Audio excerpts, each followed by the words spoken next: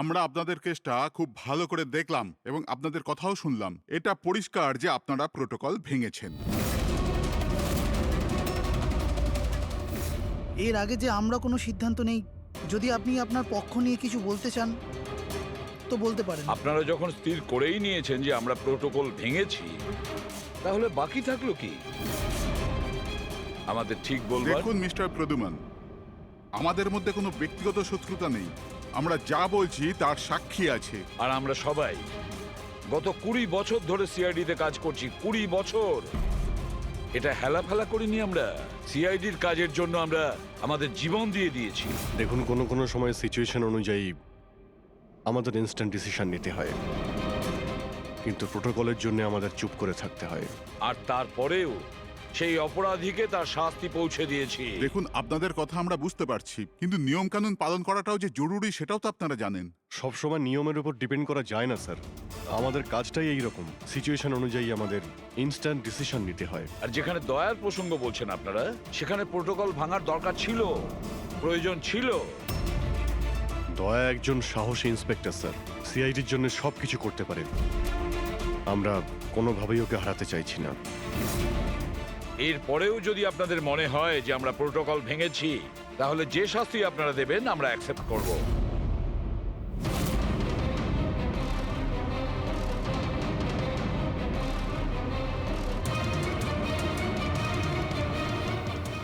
দেখুন, আমরা আপনাদের কথা মেনে নিচ্ছি, কিন্তু নিয়ম তো আপনারা ভেঙেছেন। আর নিয়ম তো ফলো করার জন্যই হয়, আপনারা তো আর আইনের থেকে ঊর্ধ্বে নয়।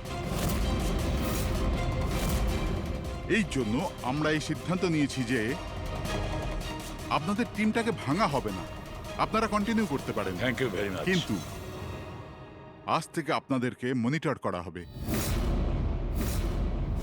আপনাদের সমস্ত কেস একজন সুপারভাইজিং অফিসার মনিটর করবে, যাকে আমরা নিয়োগ করেছি।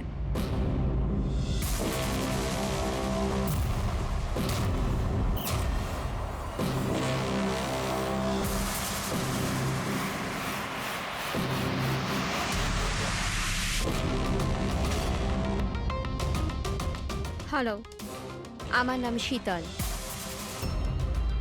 আজ থেকে শীতলই আপনাদের মনিটর করবে। মনিটর করবে মানে? মানে এইটা হলো যে আপনাদের কেসের যাই অ্যাক্টিভিটি হোক সেটা শীতল আমাদের বলবে। আপনাদের কেসগুলোর সমস্ত খবরাখবর রাখবার অধিকার থাকবে শীতলের। আপনাদের টিম আগে থাকবে কি থাকবে না, এটাও আমরা শীতল ম্যাডামের রিপোর্টের পর সিদ্ধান্ত নেব। দেখুন, আজ পর্যন্ত আপনারা যা চেয়েছেন করেছেন, কিন্তু এখন সিচুয়েশন বদলে গেছে। আজ থেকে আপনাদের সমস্ত কেসে শীতলকে ইনভলভ করতে হবে।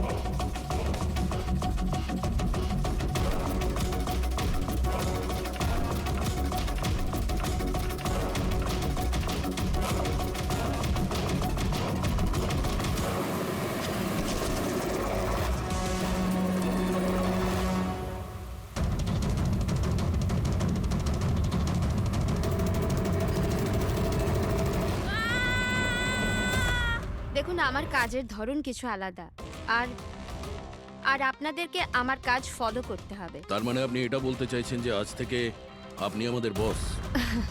না না, I don't like the word boss. Boss বলা উচিত হবে না। দেখুন, আমি এখানে এসেছি আপনাদের কেসগুলো স্মুথলি হ্যান্ডেল করার জন্য, আর আমি চাইবো যে এখানে আমার ডিসিশনে ফাইনাল হবে। দেখুন প্লিজ, রাগ হওয়ার কোনো কারণই নেই, কারণ আমি শুধু অর্ডার্স ফলো করছি। ইনফ্যাক্ট আমার কাছে অর্ডার্স আছেও। আর এখানে পরিষ্কার লেখাই আছে যে আজকের পর যে কেসেরই আপনার ইনভেস্টিগেশন করবেন ওটা আমার নজরের মধ্যে থাকবে।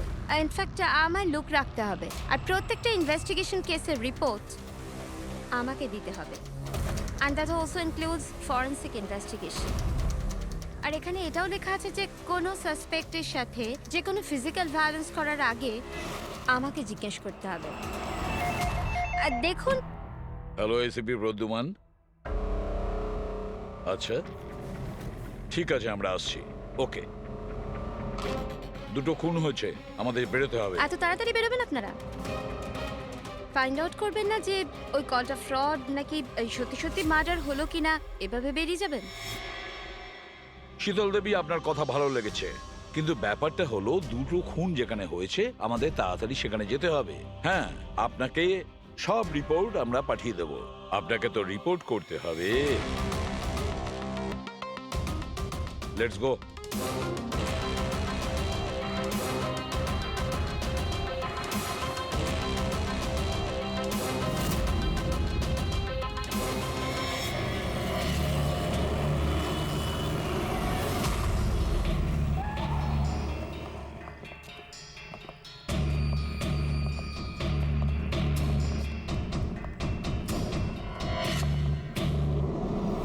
কোথায় খুন হয়েছে জানি না। জানো না? তার মানে আপনারাই ফোন করে বলেছিলেন যে খুন হয়েছে এখানে। দুটো খুন হয়েছে, তাই জন্যই আমি আপনাদের ডেকেছি। দুটো খুন হয়েছে, কিন্তু খুন কোথায় হয়েছে? লাশ দুটো কোথায়? জানি না স্যার, আমি শুধু শুনেছি। কি শুনেছো তুমি? চিৎকার চেঁচামেচির আওয়াজ? না, আমি সব কিছু শুনেছি, দেখেওছি, কিন্তু আমি ওখানে ছিলাম না। স্যার, ও কোনো বাজে স্বপ্ন দেখেছে তাই এই সব কথাবার্তা দেখুন বলছে। ম্যাডাম, স্বপ্ন নয়, আমি খুন হতে দেখেছি। কবে, কখন, কোথায় সেটা আমি জানি না, কারণ আমি ওখানে ছিলামই না। যখন আপনি ওখানে ছিলেনই না, তাহলে আপনি এই খুন হতে দেখলেন কি করে? এই টিউনের মাধ্যমে।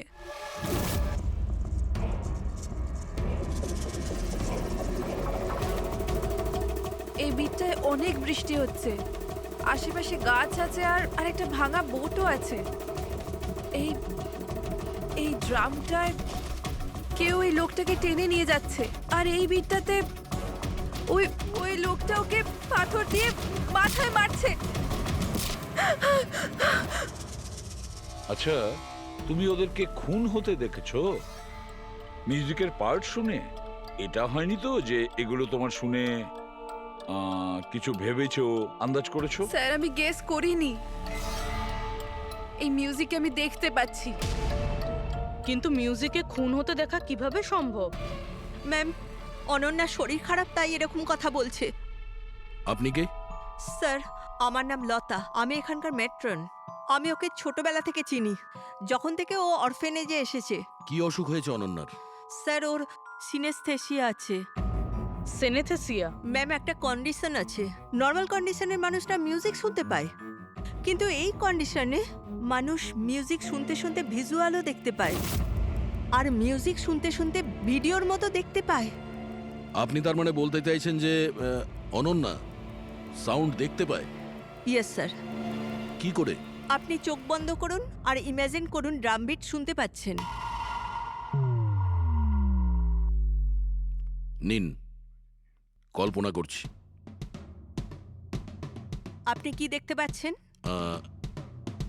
ড্রাম বিটের আওয়াজ শুনতে পাচ্ছি, কিন্তু আমি কিছু দেখতে পাচ্ছি না। এটা নর্মাল কন্ডিশনে হয়, কিন্তু সিনেস্থেসিয়াতে মানুষ মিউজিকের সাথে নিশ্চয়ই কিছু না কিছু দেখতে পায়। যেমন কিছু মানুষদের দেখতে পায়, রং দেখতে পায়, বা যে কোনো কিছু দেখতে পায়। তার মানে এই মিউজিকের পার্ট শুনে তুমি ওই খুন দুটো হতে দেখেছো? হ্যাঁ। আমার মনে হচ্ছে যে অনন্যা মিউজিক শুনে যেটা দেখছে ওটা আসলে নেই। ও ওটাকে ভিজুয়ালাইজ করছে, যেমন আমরা স্বপ্নে দেখি, কিন্তু স্বপ্নতে যেটা আমরা দেখি সেটা ভিজুয়ালাইজ করি, কিন্তু সেটা সত্যিকারের হয় না। স্যার না, স্যার আমি যেটা দেখছি সেটাই বাস্তব। যেটা আমি দেখছি সেটা খুব ভয়ঙ্কর, যেন আমি টিভিতে কাউকে মার্ডার হয়ে যেতে দেখছি। আর দুটো আলাদা আলাদা মিউজিকে দুটো আলাদা আলাদা খুন হচ্ছে, একটা পাথর দিয়ে হচ্ছে আর একটা ক্রোবার দিয়ে। আচ্ছা, আর একটা খুনের ব্যাপারে তুমি কিছু বলতে পারবে? খুনটা কোথায় হয়েছে, তার আশেপাশে কোথায় কি ছিল, খুনি কে, কি করছিল?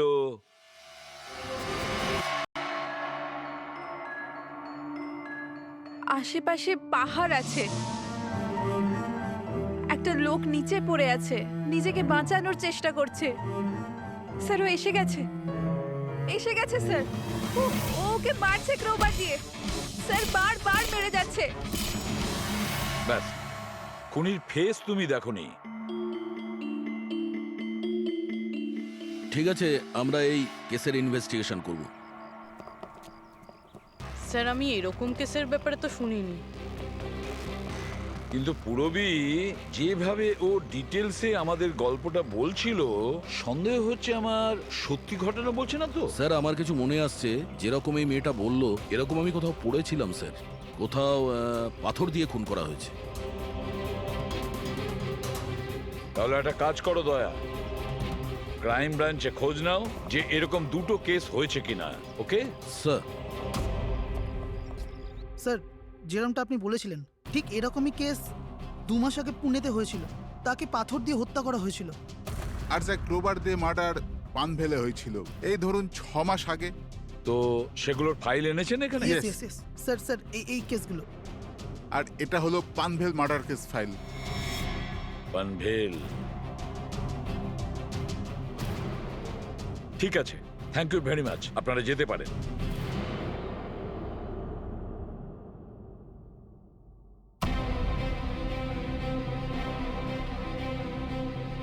আমি খুন হতে দেখেছি। আশেপাশে গাছ আছে আর একটা ভাঙা বোটও আছে।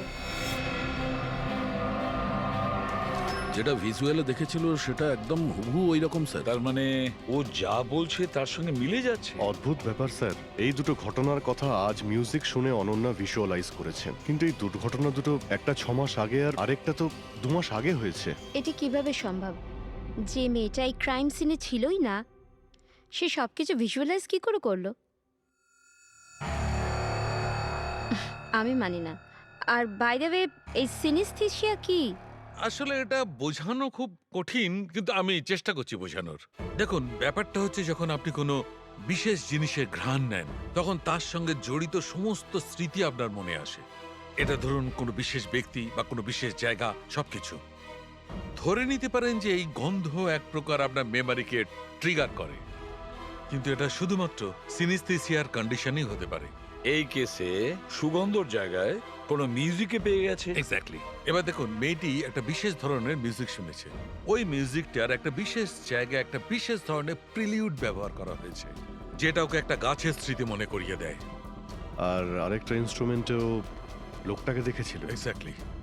বাস আমার মনে হয় খুনি এই খুনের ঘটনাটাকে কোনো বিশেষ পদ্ধতিতে মিউজিকে কনভার্ট করেছে। মানে হচ্ছে যখন মিউজিক বাজে তখন ওই ঘটনার সঙ্গে জড়িত সমস্ত জিনিস, সমস্ত জায়গা স্মৃতিকে আলোড়িত করে। কিন্তু এই সমস্ত কিছু সেই ভিজুয়ালাইজ করতে পারে যার সিনেস্থেসিয়া রোগ আছে, অন্য কেউ নয়। আর এটাই ওই অরফানেজের মেট্রনও বলেছে।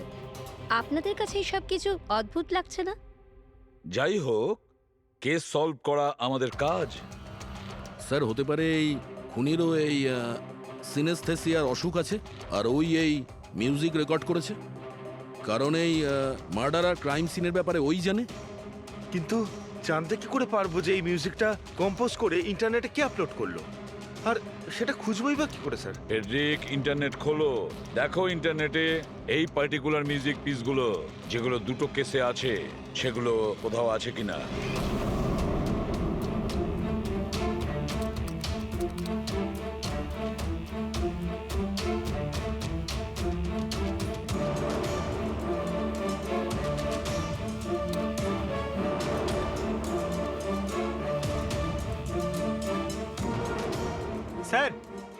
স্যার পেয়ে গেছি। স্যার দুটো টিউনই একই গানের, একটা ইন্ডিয়ান টিম বানিয়েছে। ডেকে নাও ওই ব্যান্ডের লোকেদের। Okay sir. ওকে, আপনারা আপনাদের ইনভেস্টিগেশন করতে থাকুন, আমি একটা অন্য কাজ সেরে আসছি।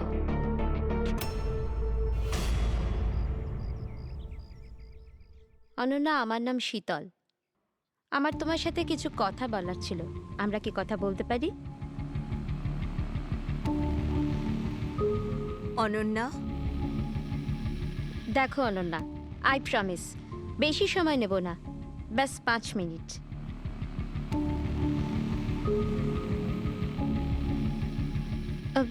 ও কিছু বলছে না কেন? ম্যাম ওই খুব ভয় পেয়ে আছে। ওই ঘটনাটা ওর মাথায় খুব প্রভাব ফেলেছে। ও নর্মাল হতে কিছুটা সময় লাগবে। ওকে।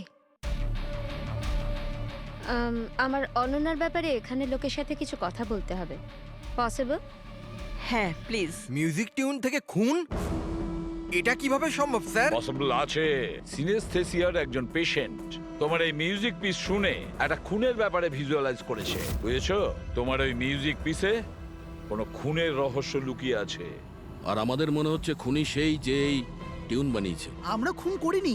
আর আর সত্যিটাই হলো যে এই টিউন আমরা কম্পোজই করিনি।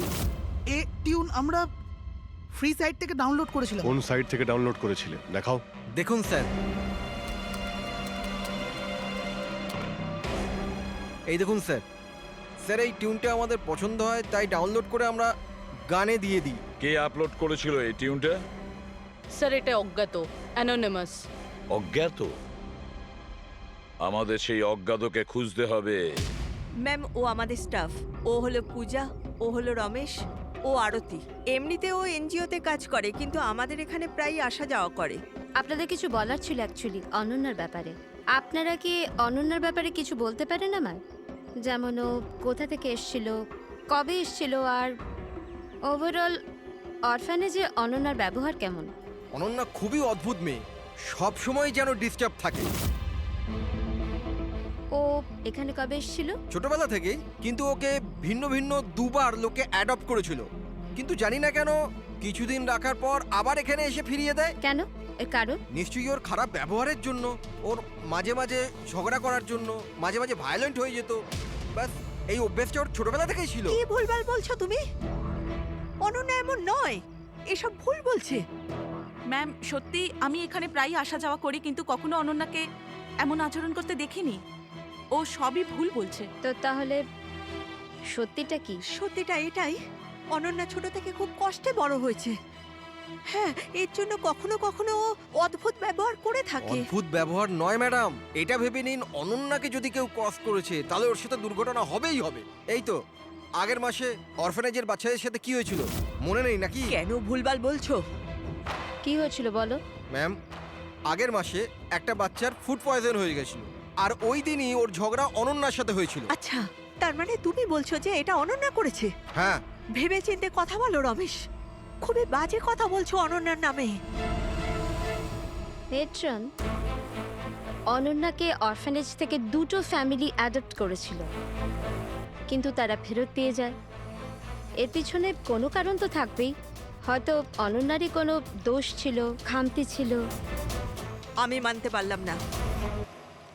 এনিওয়ে, অনন্যার ব্যাপারে কি কোনো ফাইল আছে যেখানে ওসব ডিটেলস আছে?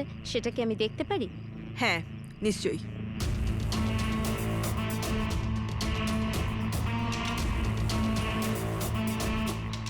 এই নিন।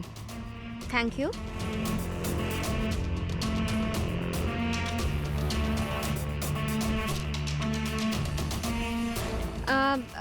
থ্যাংক ইউ মেট্রন, কিন্তু আমাকে এখনই বেরোতে হবে। আচ্ছা, আমি এই ফাইলটা কদিন বাদে ফেরত দিলে কি চলবে? হ্যাঁ।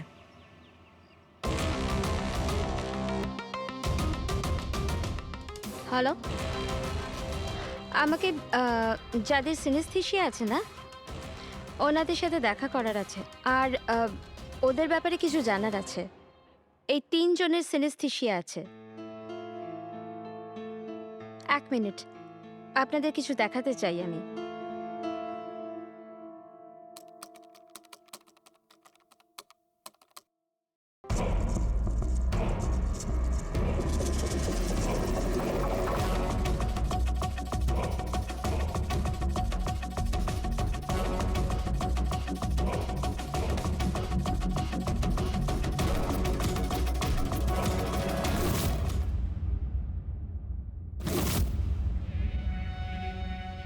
এখন আপনি বলুন, আপনি এই টিউনটা শুনে কি ভিজুয়ালাইজ করলেন? ম্যাম আমি একটা বড় ঘাস ভর্তি মাঠ দেখলাম, সেখানে গরু ঘাস খাচ্ছিল আর সূর্য পরিষ্কার দেখা যাচ্ছিল। আমি একটা নদী দেখলাম, ওখানে নৌকো ছিল আর আমি দেখলাম কিছুজন আগুন জ্বালিয়ে বসেছিল। ইন্টারেস্টিং। চলুন আপনাদের মধ্যে আপনি বলুন, আপনি কি দেখলেন? শহর শহর দেখেছি আমি, ওই ভিড়ভাট্টার জায়গা আর উঁচু উঁচু বিল্ডিং আর ওগুলোর উপর বিজ্ঞাপনের লাইট লাগানো। ইন্টারেস্টিং। 3 different interpretations. ভালোই হলো, আপনারা দেখলেনও আর নিজেদের কানে শুনলেনও। 3 জন যাদের সিনেস্থেশিয়া আছে তারা একই টিউন শুনেছিল, কিন্তু 3টে আলাদা ভিজুয়ালস দেখলো।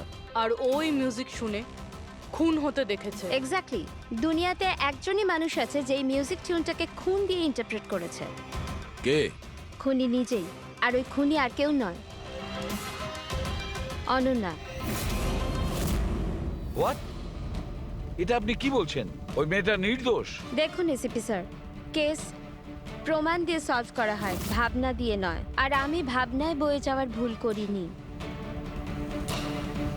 আমি অরফানেজে গিয়েছিলাম আর ওখানে গিয়ে জানতে পারলাম যে অনন্যাকে 2টো ফ্যামিলি অ্যাডাপ্ট করেছিল, কিন্তু ব্যাস কদিন পরেই 2টো ফ্যামিলি অনন্যাকে অরফানেজে দিয়ে গিয়েছিল। আর ওই 2জন লোক ওখানেই ছিল যাদের মার্ডার হয়েছিল আর যারা অনন্যাকে অ্যাডাপ্ট করেছিল।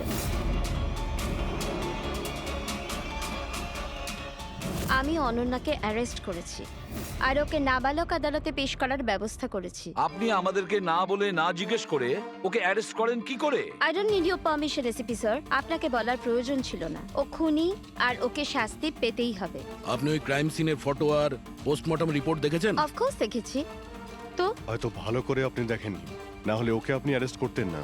খুনি অনেক শক্তি প্রয়োগ করেছিল খুন করার জন্য। একটা 15 বছরের মেয়ে দুজনকে এত নৃশংসভাবে খুন করতে পারে না। আপনার ওই মেয়েটাকে বাঁচানোর চেষ্টা করছেন। দেখুন, মেয়েটি নির্দোষ আর আমরা কোনো নির্দোষের শাস্তি চাই না। অনন্যা খুনি, এর শাস্তি ওকে পেতে হবে, তাই আমাকে অ্যারেস্ট অর্ডার দিয়েছি আর এটা আমার ডিসিশন আর এটাই ফাইনাল ডিসিশন। আপনারা শুধু সময় নষ্ট করছিলেন। আর হ্যাঁ, এই মিডিয়াকে এই কেসটার ব্যাপারে জানাতে হবে। আপনারা প্লিজ মিডিয়াকে জানিয়ে দেবেন যে কেসটা সলভ হয়ে গেছে। আপনি যদি কেস সলভ করেন আপনিই বলে দিন, আমাদেরকে কেন বলছেন? ফাইন, নো প্রবলেম, আমি বলে দেব। কিন্তু এটা আপনারা আমার ওয়ার্নিং ভেবে নিতে পারেন, নয়তো আশা করছি এরপর থেকে আমার সমস্ত কথা আপনারা শুনবেন।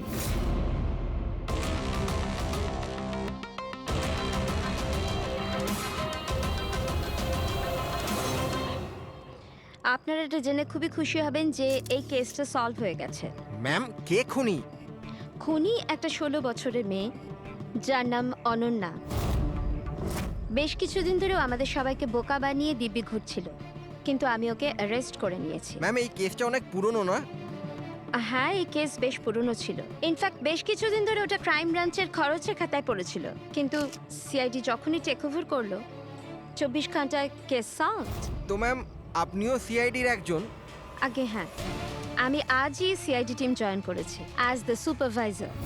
আর জয়েন করতেই একদিনে কেস সলভ হয়ে গেল। যদি এই কেস অনেক সময় থেকে ঠান্ডা হয়েছিল, সিআইডি তাহলে কেন টেক ওভার করেনি এটাকে?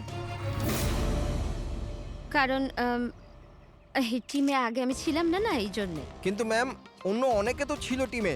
হ্যাঁ, এনারা প্রায় 20 বছর ধরে আছেন আর মামলা তদন্ত করতেই থাকেন, কিন্তু আসলে ওনারা কখনো কখনো ভাবুক হয়ে যান। আর কোনো কেসে ভাবুক হওয়া মানে ইনভেস্টিগেশন থেমে যায়। ইনভেস্টিগেশনের জন্য কেবল লজিকের দরকার, যেটা আমি করেছি, আর কেস সলভ হয়ে গেছে। 1 মিনিট, আমি আপনাদের ভুল ধারণা শুধরে দিচ্ছি। আসলে এই কেসটা এখনো পুরো সলভ হয়নি। হয়নি? এই তো একটু আগে বললো যে কেস সলভ হয়ে গেছে। স্যার, এই কেসে আর কি বেঁচে আছে? খুনি তো ধরা পড়ে গেছে। একদমই না, খুনিকে আমরা এখনো ধরতে পারিনি। কিন্তু ম্যাডাম তো বলছেন যে খুনি ওই মেয়েটাই। এরকম ম্যাডামের মনে হচ্ছে। আমাদের ইনভেস্টিগেশনের হিসেবে হয়তো ওই মেয়েটা নির্দোষ। স্যার, তাহলে আসল খুনি কে? ইনভেস্টিগেশন চলছে, খুব তাড়াতাড়ি আপনাদের সামনে সত্যিটা চলে আসবে। I am sorry, no more questions. সময় নেই আর। Thank you so much for coming. Thank you. আপনাদের সাহস কিভাবে হয় এই মিডিয়ার সামনে আমাকে ইনসাল্ট করার? আপনাদের এই ব্যবহারটা আমি দেখে নিলাম, and trust me, there will be consequences. খুব দ্রুত আমাদের খুনিকে ধরতে হবে, না হলে শীতল পদে পদে আমাদের বাধা দেওয়ার চেষ্টা করবে। অভিজিৎ, প্রথমে এটা খোঁজ নিয়ে দেখতে হবে যে ও যে সময় খুন হয়েছিল তখন ও কোথায় ছিল। আমাদের একটা টিম পুনে পাঠাতে হবে এই কেসটাকে তদন্ত করার জন্য, আর আরেকটা টিম পাঠাতে হবে পানভেলে। আপনারা এটা জেনে খুবই খুশি হবেন যে এই কেসটা সলভ হয়ে গেছে। খুনি একটা 16 বছরের মেয়ে। ইনফ্যাক্ট বেশ কিছুদিন ধরে ওটা ক্রাইম ব্রাঞ্চের খরচের খাতায় পড়েছিল, কিন্তু সিআইডি যখনই টেক ওভার করলো 24 ঘন্টায় কেস সলভড।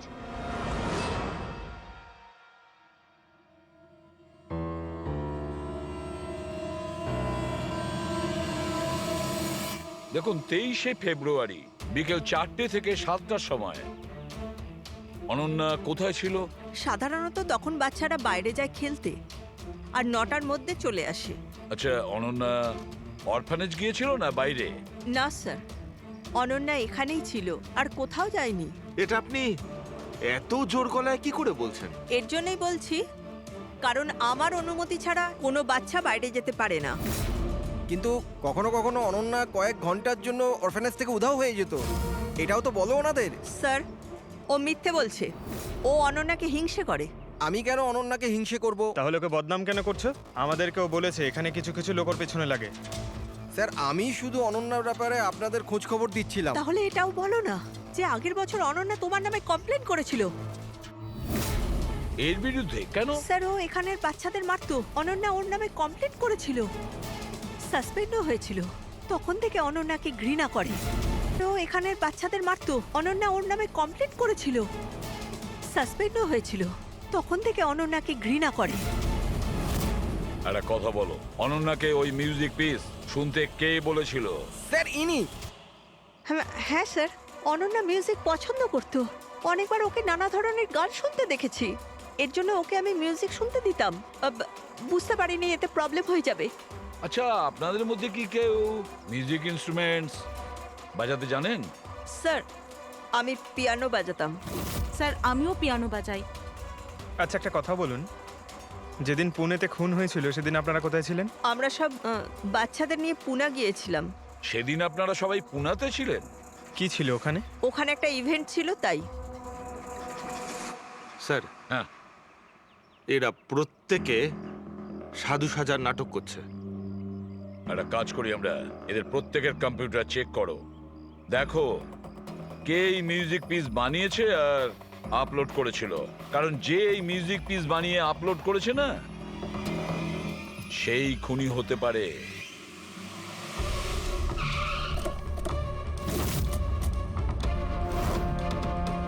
এই মেয়েটা এখানে 2 মাস আগে এসেছিল। হ্যাঁ ম্যাম, এই 2 মাস আগে একটা এনজিও ইভেন্ট অর্গানাইজ করেছিল, তো ওই ইভেন্টে ও ডান্স করতে এসেছিল। ও খুব ভালো ডান্স করেছিল sir. She is a very talented girl. আর ওই দিনই এখানের আশেপাশে একটা খুন হয়েছিল। খুন তো হয়েছিল স্যার, কিন্তু যে জায়গায় খুন হয়েছিল সেটা এখান থেকে প্রায় 1 ঘন্টার রাস্তা হবে। আর এই ইভেন্ট ওই দিন কটার সময় শুরু হয়েছিল? 5টার সময় শুরু হয়েছিল, রাত প্রায় 8টার সময় শেষ আচ্ছা, হয়েছিল। আপনাদের কি মনে আছে এই মেয়েটা পুরো সময় ইভেন্টেই ছিল নাকি এখান থেকে অন্য কোথাও গিয়েছিল? এই মেয়েটা 6টার সময় স্টেজে উঠেছিল আর ইভেন্ট শেষ হওয়া পর্যন্ত স্টেজেই ছিল। স্যার, মেডিকেল রিপোর্ট অনুযায়ী খুন 3টে থেকে 6টার মধ্যেই হয়েছে। এই দেখো, এটা হচ্ছে সেই জায়গা যেখানে খুন হয়েছিল, আর এই জায়গায় ইভেন্ট ছিল। এখান থেকে এখানে পৌঁছানোর জন্য মিনিমাম 1 ঘন্টা লাগে। স্যার, হতে পারে ও দুপুরবেলায় বেরিয়ে গেছিল, খুন করে তারপরে ইভেন্ট জয়েন করেছিল। আরে না না ম্যাম, এরকম কিছুই হয়নি। অ্যাকচুয়ালি ইভেন্ট শুরুর আগে আফটারনুনে রিহার্সাল ছিল, আর ওই মেয়েটা ওখানে 4টে পর্যন্ত ছিল, আর এরপর 5টা থেকে সমস্ত স্টুডেন্ট ব্যাক স্টেজে এক জায়গায় হচ্ছিল। 4টের সময় রিহার্সালে ছিল, হ্যাঁ। আর 5টার সময় ব্যাক স্টেজ। ইয়েস। আর একটু আগে আপনি বললেন 6টার সময়ও স্টেজে ছিল। যদি এটা হয় তো অনন্যা খুন কি করে করবে? আর যদি অনন্যা খুন না করে থাকে তাহলে খুন করলোটা কি? সমস্ত রিপোর্ট আর এভিডেন্স তৈরি করার পর আমার মনে হচ্ছে যে অনন্যা নির্দোষ। আপনার কোনো অবজেকশন? No your honour. কিন্তু স্যার, এনার কাছে পুনের মার্ডার কেসের এভিডেন্সের রিপোর্ট আছে। পানভেল মার্ডার কেসে নির্দোষ প্রমাণ করার কোনো এভিডেন্স বা কোনো রিপোর্ট নেই। এরকম হতে পারে যে অনন্যা অরফানেজ থেকে বেরিয়ে গিয়েছিল আর মার্ডার করে আবার ফিরে গিয়েছিল। It can be possible, right sir? আপনার কাছে যদি কোনো প্রমাণ থাকে তো প্লিজ দিন, যাতে এটা প্রমাণ হয় যে যখন খুন হলো অনন্যা পান ফেলেছিল। দেখুন, এভিডেন্সেস আর সাক্ষ্য প্রমাণ অনুযায়ী এই কেসটা ডিসমিস করে দেওয়া হচ্ছে। অনন্যাকে দয়া করে ছেড়ে দিন।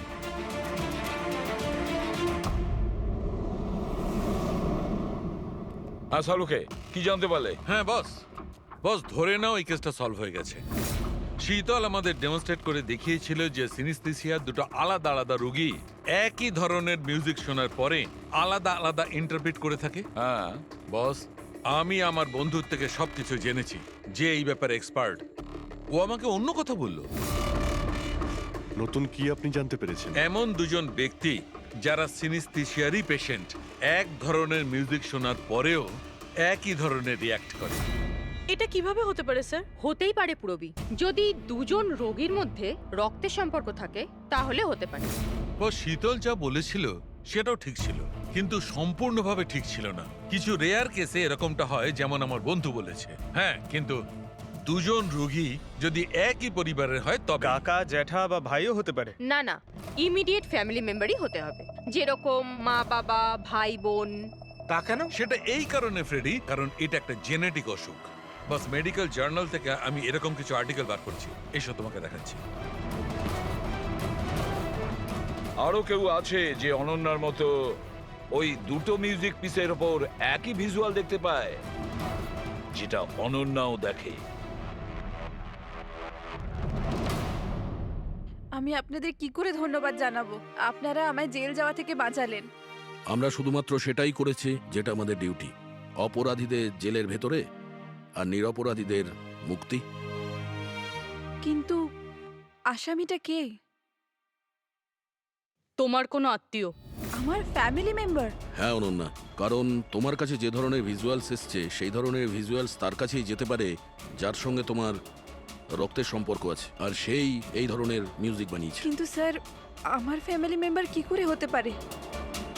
আমি তো অনাথ না। আছে কেউ যাকে তুমি চেনো না? তাহলে জানতেও চাই না। ছোট থেকে আমার স্বপ্ন ছিল যে আমার পরিবারের সবাই আসবে আর আমায় এসে নিয়ে যাবে, আমরা একসাথে আনন্দে থাকবো। আর আপনারা বলছেন ও কোনো খুনি? আমরা তোমাকে শুধু সেটাই বলছি যেটা সত্যি। অনন্যার নামের প্যাকেজ এসেছে, দরজার বাইরে রাখা ছিল।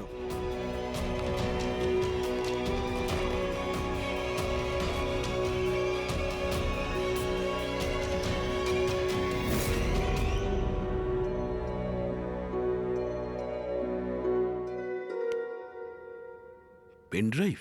পঙ্কজ,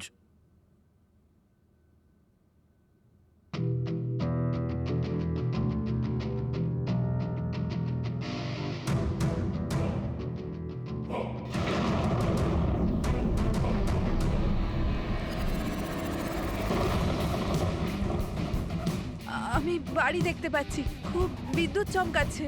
কোনো মহিলা বাড়ির মধ্যে দৌড়াদৌড়ি করছে আর একটা দোলনাও আছে বাইরে। কেউ ওই মহিলার পিছনে ক্রোবার নিয়ে দৌড়চ্ছে। আর কি? ও ওই মহিলাকে ক্রোবার দিয়ে মারছে। কাকে মারতে দেখলে? জানি না স্যার, এটা তো একটা চিঠিও আছে। আনিয়া, এটা তোমার ভবিষ্যৎ। তুমি যা দেখেছো তোমার সাথে তাই হবে, এটাকে কেউ আটকাতে পারবে না। এই মিউজিকের সাথে অনন্যা যেটা দেখেছে, কেউ ওই মহিলাকে মারতে চলেছে। আর একটা বাড়ি আছে, বাড়ির সামনে বিদ্যুৎ চমকাচ্ছে আর আর দোলনা আছে। আর স্যার, খুনি খুন ক্রোবার দিয়ে করে। এতদিন আমরা ভাবতাম খুনি আগে খুন করে তারপরে মিউজিক বানায়, কিন্তু এখানে তো উল্টো। প্রথমে খুনি মার্ডার প্ল্যান করে, তারপরে মিউজিক বানায়, আর তারপরে মিউজিক অনুযায়ী খুন করে। আমি আমি মরতে চাই না, প্লিজ আমায় বাঁচিয়ে নিন। অনন্যা, ঘাবড়িও না, তোমার কিচ্ছু হবে না, আমরা আছি না তোমার সাথে। সবার আগে ওই খুনিকে খুঁজতে হবে, যে কোনো ভাবেই হোক। কিন্তু যদি খুনি ওর পরিবারেরই একজন হয়, তাহলে খুঁজবো কি করে? ওকে খোঁজার আগে আমাদের এটা জানতে হবে যে 16 বছর আগে অনন্যাকে অরফানেজে নিয়ে এসেছিল কে। হয়তো ও জানতে পারে অনন্যার ফ্যামিলি সম্পর্কে। আপনাদের কিছু মনে আছে কে ছিল যে অনন্যাকে এখানে রেখে গেছে? না, মনে তো নেই। 16 বছর আগে কেউ ওকে বাইরে ছেড়ে চলে গিয়েছিল।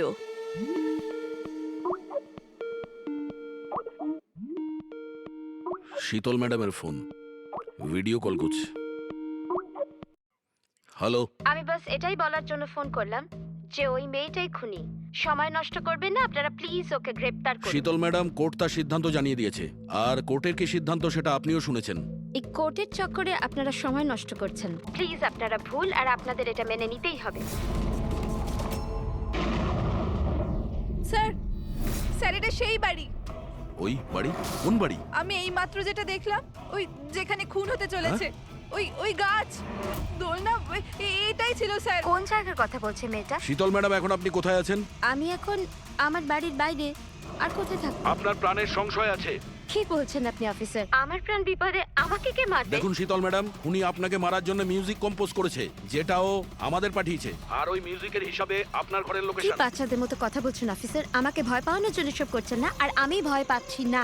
আর আমাকে সব বলছেন আপনাদের কেসের পথে আমি বাধা টানি। শীতল ম্যাডাম, এই ব্যাপারে আমরা পরেও কথা বলতে পারবো। আমার কথা মন দিয়ে শুনুন। আপনি ইমিডিয়েট বাড়ির ভেতরে যান আর দরজা জানলা সব বন্ধ করুন। আর আমরা যতক্ষণ না ওখানে পৌঁছই, আপনি কারোর কথায় দরজা খুলবেন না। মানে? আমি আপনাকে পরে বোঝাবো। এখন আমি আপনাকে যেটা বললাম সেটা করুন।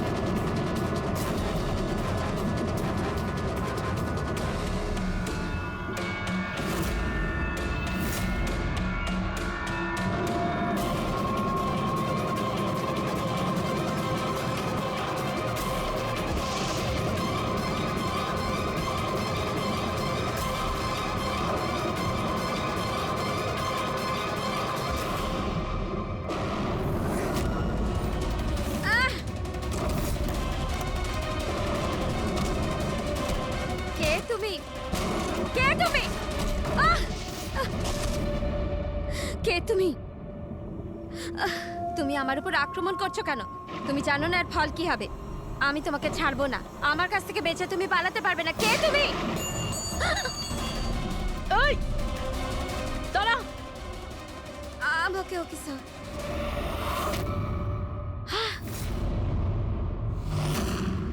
আরতি, তুমি? স্যার আমিও পিয়ানো বাজাই। শীতল ম্যাডাম, আমরা আপনাকে আগেও বলেছিলাম অনন্যা খুনি নয়। আই এম সরি স্যার, আমার আপনাদের কথা বোঝা উচিত ছিল। আমি আমার মতো করে ইনভেস্টিগেশন করেছিলাম, আর আপনারা আপনারা আপনাদের মতন। আমরা দুজনে আমাদের ডিউটি করেছিলাম অফিসার। ট্রাস্ট মি, আমার ক্যারিয়ারে প্রথম হলো যে আমার জাজমেন্ট ভুল হলো। ওটা ঠিক আছে, আপনার মাথায় আঘাত না লেগেছে। না না, আই এম ওকে। ফ্রেডি, অ্যাম্বুলেন্সকে ফোন করো তাড়াতাড়ি।